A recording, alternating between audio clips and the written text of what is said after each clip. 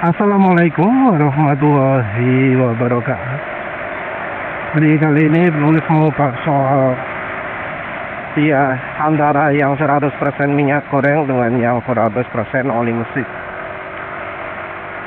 Ya, yang masalah adalah karena baik yang 100% minyak goreng ataupun 100% oli mesin itu ada yang kuota, ada yang perlu ditambahkan ya. Dan ya sayangnya sekarang ini masih belum ada ya, kalau menurut penulis, tambahan yang betul-betul ideal. Jadi mungkin biasanya penulis ngomong acuannya dengan suara asak-asak.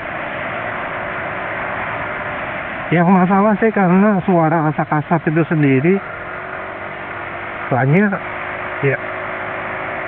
Jadi sumber out di mesin itu nggak cuma di satu bagian saja, tapi di banyak bagian. Ada dari ya yang sering kita dengar ya, dari piton, gesekan antara piton dan silinder. Dari noken as, gesekan antara rotor atau pelatuk dengan noken as yang sebelah itu. Juga tentu bearing, di dalam mesin tentu banyak bearingnya. Semua bagian yang berputar biasanya dikai bearing. Bearingnya ada ball bearing, ada journal bearing, atau metal bearing. Kalau metal bearing bergantung hanya pada oli saja, jadi langsung logam dengan logam pergesekan hanya dipisahkan oleh pelumas. Ya, ada beberapa yang meminta penulis bahas warna bearing yang kalau tempat polinya ya apa ya, kalau menurut penulis semua kembali ke olinya. Kalau olinya nggak mumpuni, walaupun nomor jalur itu untuk pelumasannya, ya tetap deh aus bakal besar. Jurnal bearing ini terutama yang membutuhkan pelumasan ya, kemampuan oli, yaitu dari kekentalan atau film strike harus pas ya, nggak boleh kurang. Lebih mungkin efeknya performa, tapi kalau kurang efeknya kerusakan, aus. Nah, baik minyak goreng ataupun oli mesin, lemahnya dua-duanya itu. 100% minyak goreng itu lemah karena memang ya soalnya aditif itu sama sekali. Sementara oli-oli ya, kebanyakan oli di pasaran itu lemah karena terlalu encer. Mungkin ada aditif ya, aditif anti ausnya, tapi ya yang bekerja terus menerus itu harusnya dari olinya. Kekentalan oli itu harus terjaga. Jadi mungkin aditif itu bisa membuat lapisan pelindung, tapi lapisan pelindung ini ya nggak permanen. Dia ada limit, baik limit durasinya maupun limit daya tahan ya, seberapa kerasnya, seberapa mampu dia melindungi. Dan di oli itu ada banyak aditif yang fungsinya itu melindungi pada tahap-tahap yang berbeda. Anti ausnya bisa banyak, jenis bahannya juga banyak. Ada boron, ada zinc, ada antimoni, ada molybdenum. Molybdenum juga nggak cuma satu saja, bahkan yang namanya ZDDP pun nggak cuma satu saja jenisnya. Nah, penulis dari nyoba banyak oli, ya menemukan beberapa oli, dalam kondisi begini nggak bagus. Bagusnya hanya dalam kondisi ini misalnya ya.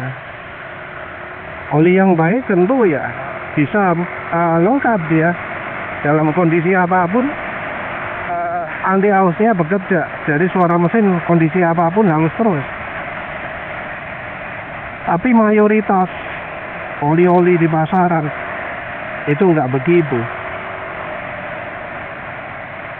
Mungkin ada yang oke ya, tapi kemudian sayangnya bahan olinya, base oilnya kurang bagus, cepat jadi encer, cepat jadi hitam, sehingga oli itu jadi sama sekali tidak bisa melindungi. Jadinya hanya sekali geber ya, pemakaian 20 km pakai gaspol terus, ya sudah olinya. Minyak goreng memang ya dia punya daya perlindungan lebih untuk yang kemampuan RPM menengah biasanya. Jadi pakai minyak goreng memang licin, terutama di RPM menengah. Tapi di RPM sangat tinggi dan sangat rendah, itu minyak goreng lemah juga, karena memang nggak ada apa-apanya. Minyak goreng hanya minyak goreng saja. Ya kalau oli mesin istilahnya base oil toh. Base oil toh nggak ada anti ausnya.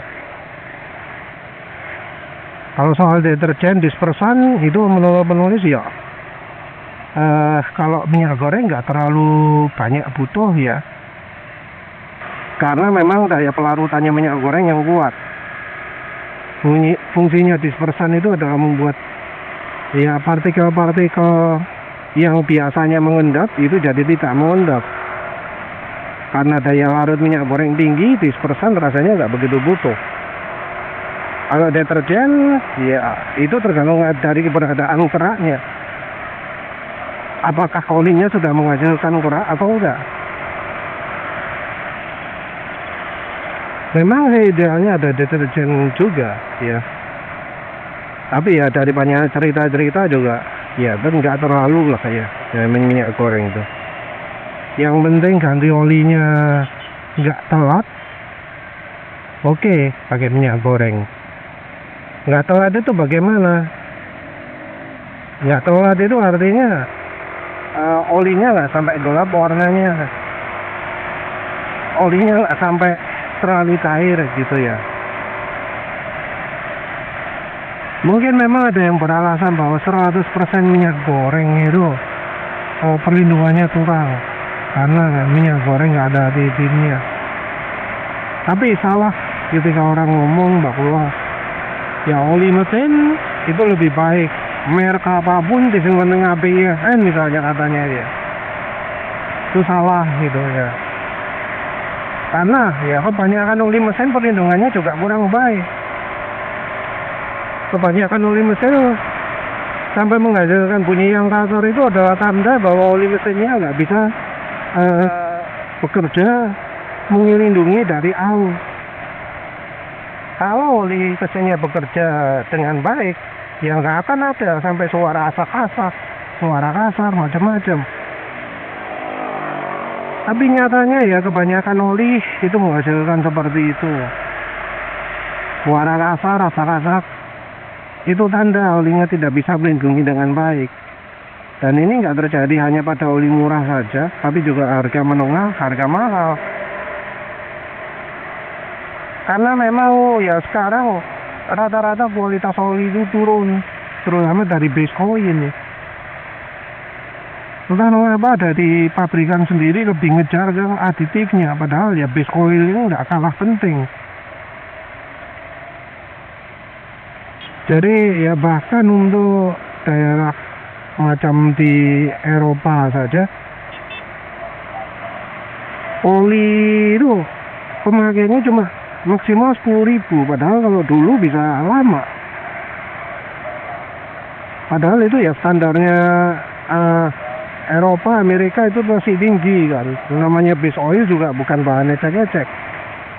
Beda jauh dengan kualitas Indonesia yang bisa dilihat dari bedanya produk made in Amerika dengan made in Indonesia atau made in Eropa. Mungkin ada yang protes yang ngomong, oh, hal ini bagus.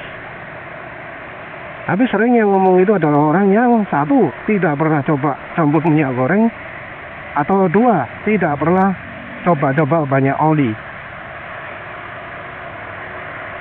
Cobanya paling berkutat antara Shell, Castrol, Yamalub, AHM, atau kalau dari pabrikan TMO, DGO, mana? Honda, Honda itu Honda Genuine Oil ya.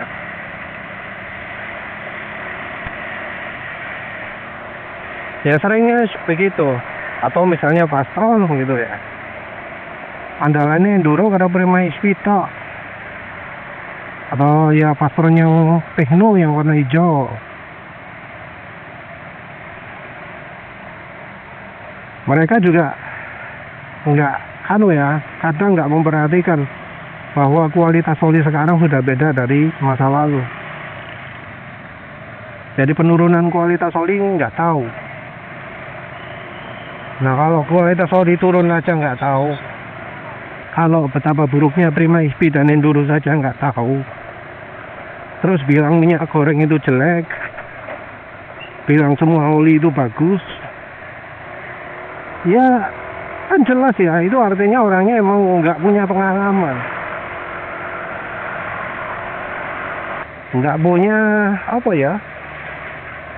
nggak punya dasar yang kuat untuk ngomong bahwa semua oli itu baik.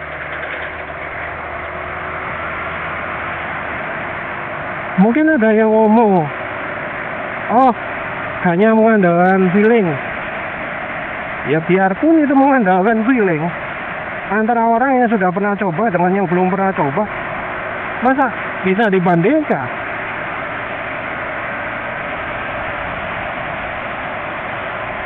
Nah beberapa juga yang pakai minyak goreng itu tanpa melalui proses ya, tanpa melalui transisi.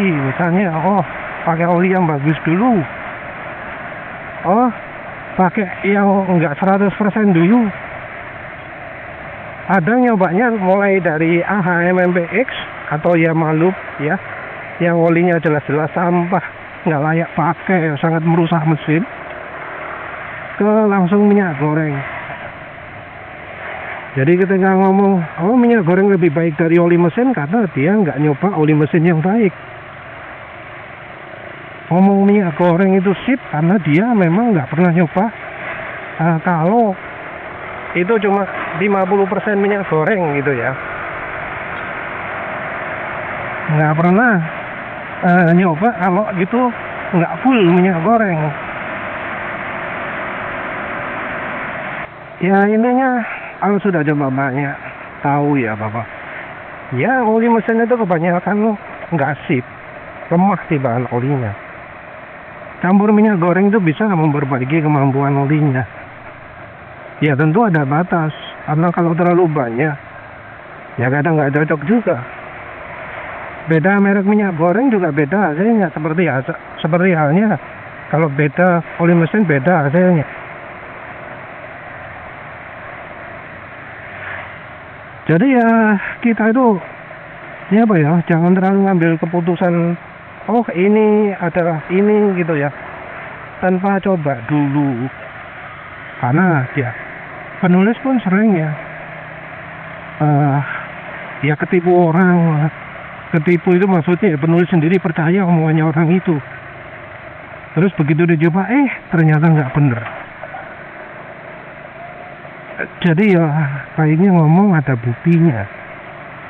Ya wis itu saja. Terima kasih sudah menonton. Assalamualaikum warahmatullahi wabarakatuh.